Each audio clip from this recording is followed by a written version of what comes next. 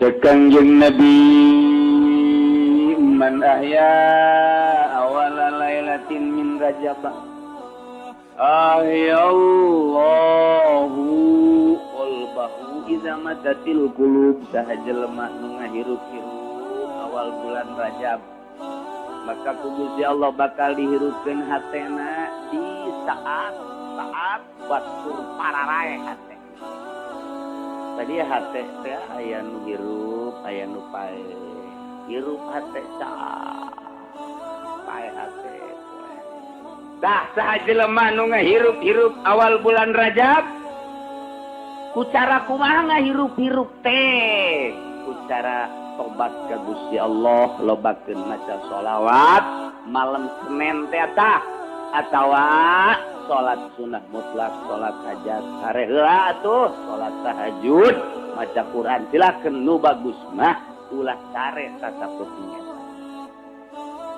Sapoe teh malam Senin mah ulah sare geus pokona mah setel TV nonton bola geus. Tarolol eta goblok. Ingat ke pae, aki-aki nonton bola tolol. Masya Allah. Ayah nak, ingat bau kuburan malah. Waktu itu nanaona. Dibebenjokeun ku juri, ku setan urang teh. Maning, maca Quran, maca sholawat. Jangan teunya hokot gitu ge. Masalahnya hona tambah rupek malah. Mendingannya malam Senin. Siap, sajadah hamparkeun. Siap. Urang langsung bebersih, cekelan tasbih, langsung tungkul, udang-udang subuh. Masya Allah. Saya urang gitu naon ngaranna laksanakeun ucapan Kangjeng Nabi urang, Kangjeng Nabi Muhammad sallallahu alaihi wasallam kaum nunggu salat nawayana lain dalagan ka Kangjeng Nabi. Man ahya saha ngahirup-hirup tafsiran aya loba bil amalis sholih di antarana ku amal soleh. Amal soleh maca Quran, maca sholawat, zikir, salat ngan ari salat rogoibah dilaksanakeun ba'da maghrib sampai isya 20 rakaat ulang. Bid'ah sama bos itu.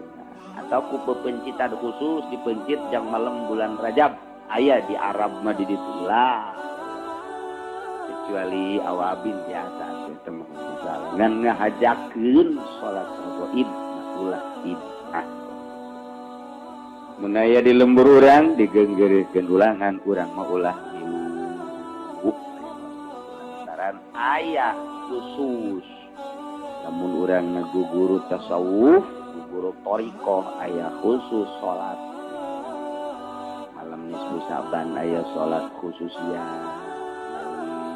di Rajab ayah sholat khusus ngan eta betul menang dibejakeun ieu mah keur dongeng bae urang macan datang tadinya ulah milu ulah bae geus sebab urang mah kakarak ge ngalaksanakeun syariat ngatur kos kitu teh bid'ah